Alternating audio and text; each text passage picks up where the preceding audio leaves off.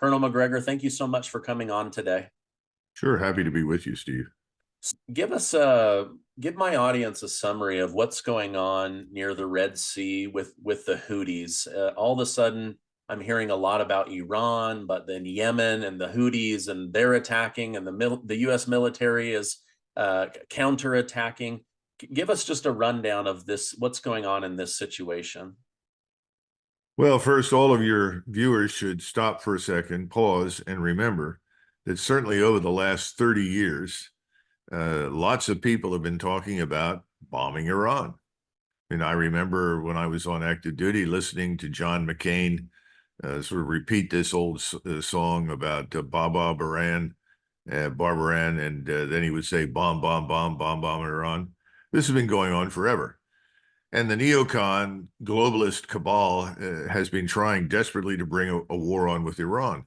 Now, remember that what stood between war with Iran and reason, rationality, and peace the last time around in 2019 was Donald Trump.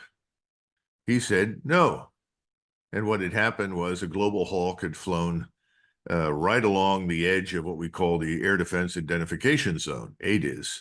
And that was deliberate by the CENTCOM commander, then General McKenzie, and he was working with John Bolton and Secretary of State Pompeo, and they all thought this was brilliant because they knew that it was better than a 50% chance that the Iranians would shoot down this global hawk, which, by the way, under international law, if you fly into the or on the edge of the air defense identification zone of any country and you don't alert that country that you're doing so with a military aircraft, then they have the right to shoot it down. And it specifically talks about in law, intelligence, surveillance, reconnaissance, which is exactly what the global hawk is about. So the Iranians watched and watched and watched, and finally they said, well, I guess we shoot it down, and they did. Well, this was greeted with tremendous joy inside the Beltway, especially by the usual suspects. Oh, this is great. Now we have what we need. We can attack Iran. I mean, you've listened to General Keane on television. He's another one. All of these people are profiting from this. In other words, they're part of a cabal that rewards its supporters handsomely financially. And what they all said was, now we have what we need and let's go to war. And they brought the vans with all sorts of expensive technology over to the White House so that you could turn the White House into an immediate sort of war headquarters. They all descended upon President Trump in the Oval Office, and he asked a couple of important questions. One of the questions was, how many people are we going to kill if we do what you want? Because they already had the strike package with aircraft and missiles ready to go. And the answer was, well, perhaps 300, maybe 500. And he said, how many people did we lose as a result of Global Hawk? I said, well, it's unmanned, nobody. Then he said, well, after the strikes go in, then what? Well, the answer is, well, we have a war. And why? What's the point? What do we gain from this? And he said, no, thanks very much for all the information, appreciate it, but no, we are not going to respond to this with a massive strike package. So suddenly all the big donors like Adelson and the others who have been pressing hard, we must have a war. This is good for the United States. This is good for Israel. Iran has to be destroyed. Everybody was sad-faced, unhappy face. And everybody sort of, oh, this is terrible, and walked away from the White House. Donald Trump saved us from a calamity. Well, we're back in the same position again. This time, the Houthis. Who are the Houthis? The Houthis are Shiite Arab tribesmen that have finally become the major force in this place called Yemen, down at the bottom of the Saudi Peninsula, the Arab Peninsula. But they've been fighting for many years, at least up until 2016, for their lives and their survival against the Saudis and, guess what? Al-Qaeda, because Saudi Arabia enlisted Al-Qaeda fighters to fight on the ground for them, while the Saudis and we bombed the Houthis. Why? Well, they're Shiites. And the Shiites didn't know what to do. They went to Iran and asked for help because they were the only people out there that would provide the Houthis with any assistance.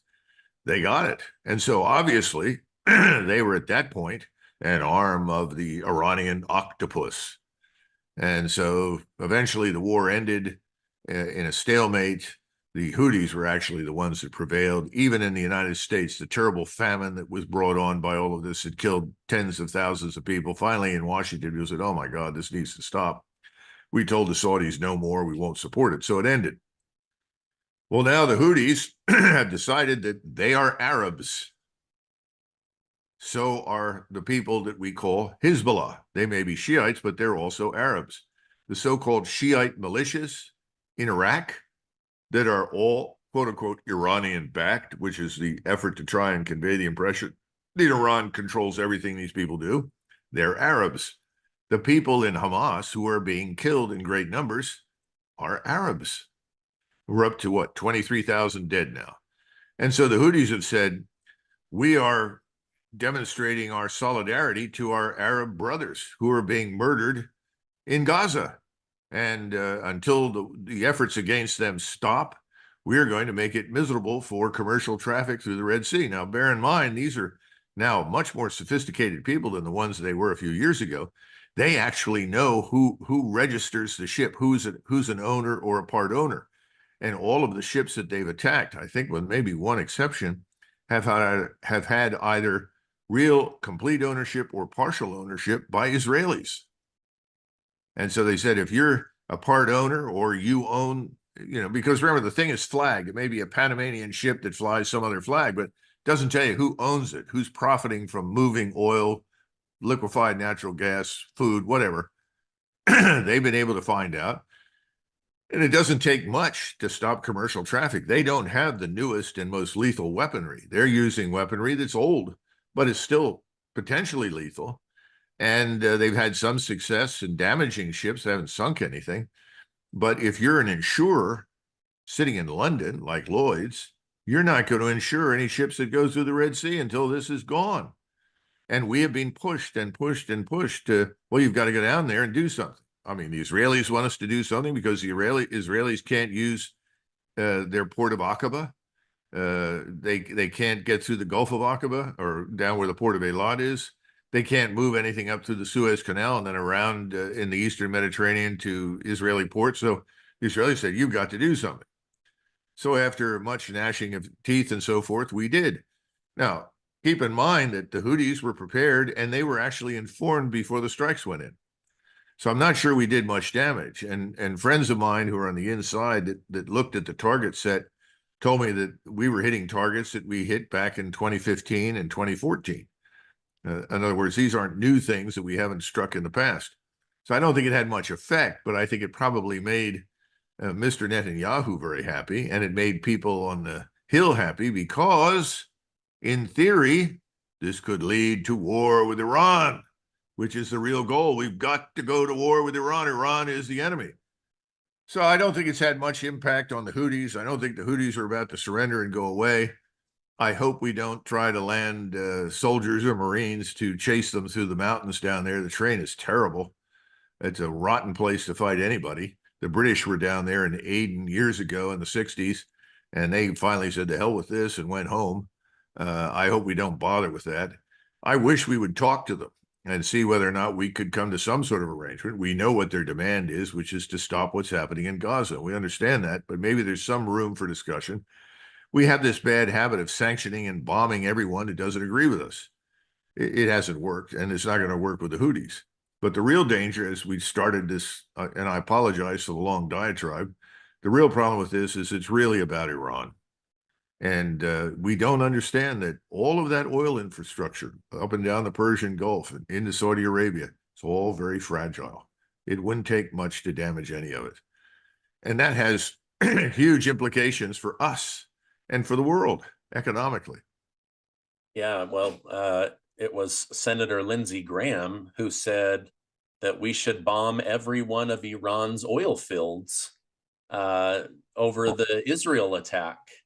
I mean, that would have had global repercussions that we can't even imagine. And yet he was willing to do it at the snap of a finger. Thank goodness he doesn't control the nuclear buttons, you know? Oh, gosh. Well, he's the combat lawyer, remember? His great claim to fame is he's a veteran. Yeah, he's a And JAG lawyer. Afghanistan, and he was in Iraq. And what did he do? Well, he was an attorney in the forward operating base. That's like saying I led the Boy Scout troop. along the border with Mexico. Yeah. Wow.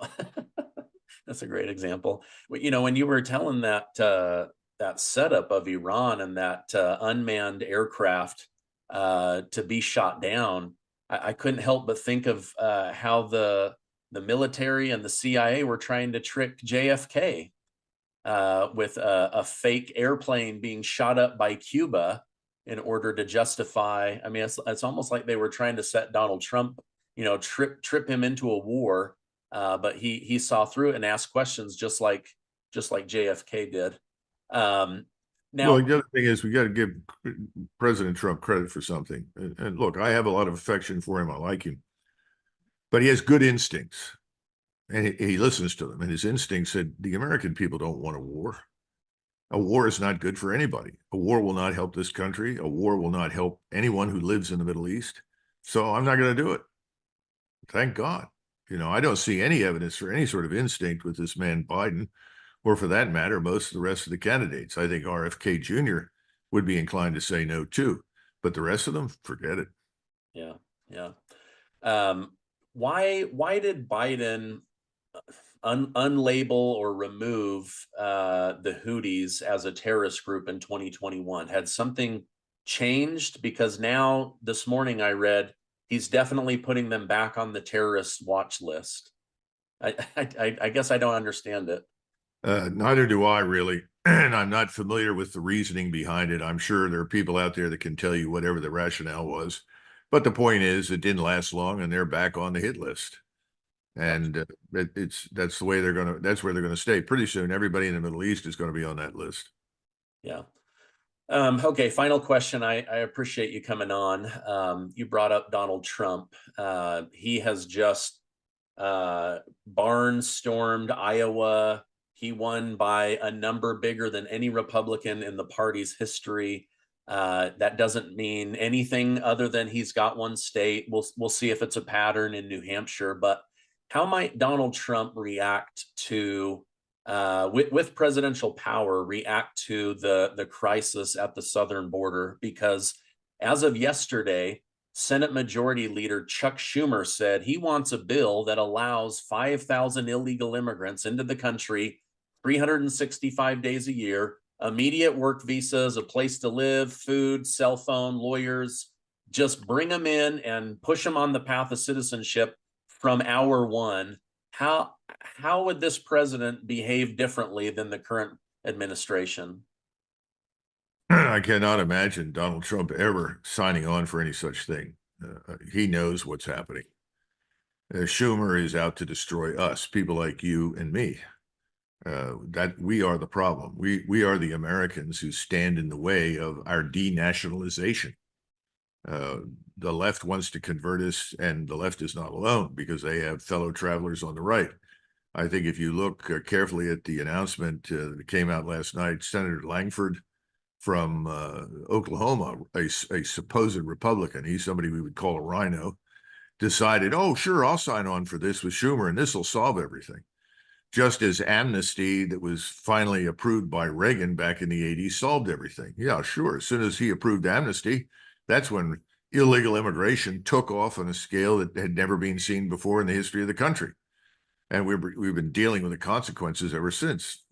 The point is that the more people you can bring into the United States who are fundamentally different from us, who do not share our values, our interests, they have no interest in the United States. They don't want to be Americans. A friend of mine who's from El Salvador sent me a note last night and said about this whole situation. And he said, it took me 6 years to become a citizen. And he said, I'm very proud of being a citizen. He said, then I ran into people from what was it, MI 14 or 15? I can't remember the gangs out of Oh, El Salvador. yes, the MS-13. MS-13, that's right. He said I ran into some people who were in MS-13 who had just run in, and I guess they joined the Marine Corps because that was a path to citizenship. They could stay here permanently, do their time, learn some useful skills, and then get out and continue their criminal activities. Uh, this this is a catastrophe for us, and Schumer knows it. He wants it. Langford may or may not know it. I think he's just responding to donors. Who knows how much money is being spread around into various PACs on the promise that if you go ahead with us and help us to ruin America, turn it into some extension of the unwashed developing world, so that our republic dies and everything that we associate with being an American is vanished, then you can have all this money. I mean, I think it's what it boils down to. I have less and less confidence that there are very many people holding high office in this country who really care about us anymore. Yeah. Seems to be an insider's game for how to win in the stock market while pretending to care about the American people. Oh man. Well, Colonel Macgregor, thank you so much for coming on, keeping us in the loop on the Russia-Ukraine situation, the continued war propaganda and fear mongering to scare America. I read just this morning that like people in Sweden are so afraid that Putin is going to attack that their mental health crisis phone lines are like hours long waiting. They've scared their people so much that they're literally, these rumors of war are giving them panic attacks. It's just sad. Look, the Swedes and Finns, the population in those countries were very alarmed by the sudden arrival of U.S. troops and equipment and technology up near the Arctic Circle. Obviously, we wanted access to bases there, and we're rushing up there ostensibly for the purpose of threatening Russia. This is very dangerous because the Russians present no threat. But if we continue to try and encircle and threaten Russia, God knows what happens if we try to put missiles and radars up there. All sorts of terrible things could happen in the future, but they will be things that we provoked and precipitated. The Swedes and the Finns are, as a group, I would characterize them as sheeple. They believe whatever they're told by their governments. I've been to Sweden many times, and I always loved the place, enjoyed the people, but one of the problems I had with them is that they would always respond to a question, why do you do this, X, Y, and Z? And the Swedes would say, well, the government has made a study and determined that it is good for you. And I, as an American, I said, ugh, Yeah. why the hell would you trust your government? I don't trust mine. And I don't believe in unconditionally supporting anybody anywhere for any reason. I want to know why. I thought that's a big part of being an American. That's what distinguished us. Everybody that came here said, we've had it with the old regime. We want to have a say in what happens. And if you start doing things to us, we're going to say, why, why? I don't hear very many whys. Yeah. If President Reagan tried his famous joke there, it wouldn't land. I'm from the government and I'm here to help. They'd be, oh, come on in. Come on in. Sit on my furniture. So, well, hey, thank you so much for coming on. I really do appreciate it. Your military insight is invaluable, and I hope you have a great rest of your day. Thank you, Stephen.